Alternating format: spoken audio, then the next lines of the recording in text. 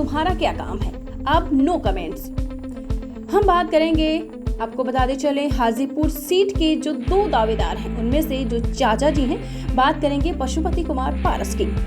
लोकसभा चुनाव 2024 में बिहार की हॉट सीट हाजीपुर पर केंद्रीय मंत्री पशुपति पारस के रुख बदल गए हैं। शुक्रवार यानी 15 सितंबर यानी आज पटना में हाजीपुर सीट को लेकर जब उनसे सवाल किया गया तो उन्होंने चुप्पी साध ली, सिर्फ एक शब्द कहा, नो कमेंट्स।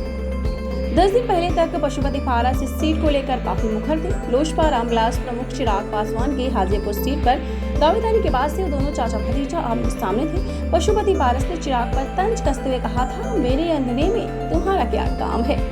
हाजीपुर से मैं सांसद हूँ और मैं रहूंगा। दरअसल एनडीए में शामिल होने के बाद से लोजपा रामविलास के राष्ट्रीय अध्यक्ष चिराग पासवान और रालोसपा के अध्यक्ष पशुपति पारस के बीच तनातनी दिख रही है। दोनों चाचा भतीजा हाजीपुर सीट को लेकर दोनों एक दूसरे के आमने सामने हैं, लेकिन आज पशुपति पारस के रुख बदले से दिखे हैं।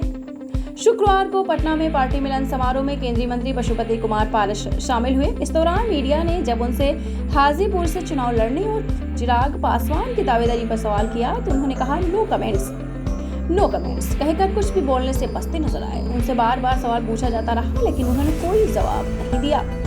बीते दिनों पशुपति पारस को धमकी दी गई थी। इस मामले में आरोपी को भी दिल्ली पुलिस ने पकड़ लिया था। मीडिया ने जब उनसे पूछा कि धमकी मिलने के बाद आपने अपने इशारों में चिराग का नाम लिया था, इस पर पशुपति पारस ने कहा कि मैंने कभी नहीं कहा। उन्होंने यानी चिराग पासवान ने इस तरीके का काम किया है। जिस व्यक्ति ने मुझे फोन किया था उस व्यक्ति ने चिराग पासवान का नाम लिया था।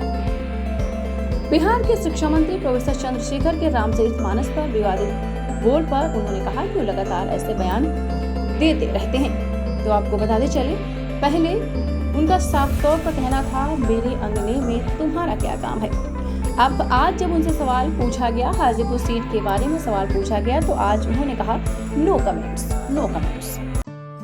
दीक्षांत एडुटेक लाया है दीक्षांत डिजिटल क्लास। दीक्षांत डिजिटल क्लास का उपयोग कर छात्र बना सकते हैं पढ़ाई को बेहद आसान और मजेदार। दीक्षांत डिजिटल क्लास को स्कूल में बैठकर देखना है तो पेन ड्राइव और स्मार्ट टीवी बनेगा सही माध्यम। चलिए अब ये भी जानते हैं कि दीक्षांत डिजिटल क्लास का फी स्ट्रक्चर क्या होगा।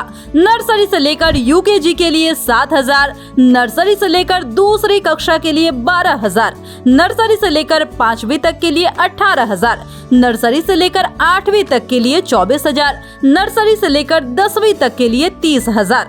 अगर आपको डेमो करना है तो उसके लिए आप दीक्षांत डिजिटल क्लास के यूट्यूब चैनल को विजिट कर सकते हैं। हमारे यूट्यूब चैनल को सब्सक्राइब और फेसबुक पेज को लाइक करना ना भूले। धन्यवाद।